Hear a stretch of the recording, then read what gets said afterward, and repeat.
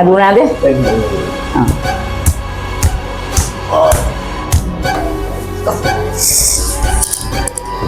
ඈත අතීතයේ පටන් අපේ පාරම්පරික කැඩුම් බිඳුම් වෙදකම බත් මුට්ටියක් ඉදෙන්නට පෙර සුව කරන්න පුළුවන් තරම් විස්මිත හැකියාවක් සහිත වෙදකමක්.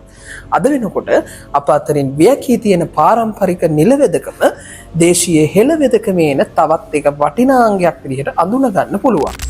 පාරම්පරික නිල වෙදකමේ එන තවත් එක් ශාස්ත්‍රයක් විදිහට කැඩුම් බිඳුම් ශාස්ත්‍රය හඳුනා ගන්න පුළුවන්. මේ ප්‍රතිකාර ක්‍රමය මගින් රෝගියාට ඉක්මන් සුවය ලබන්න පුළුවන් විතරක් නෙමෙයි ස්වභාවික ඖෂධ සහ තෙල් වර්ග යොදා ගන්නා නිසා කිසිදු අතුරු ආබාධයක් නොමැතිව සුවය ලබා ගන්නත් ඔබට හැකියාව තියෙනවා. ඉතින් මේ වගේ විස්මිත ප්‍රතිකාර වලින් සුවය ලබන්න ඔබත් අදම සිලෝන් හොස්පිටල් වෙත පැමිණෙන්න. මේ කොහොමද ගිහිල්ලා සිටියේ?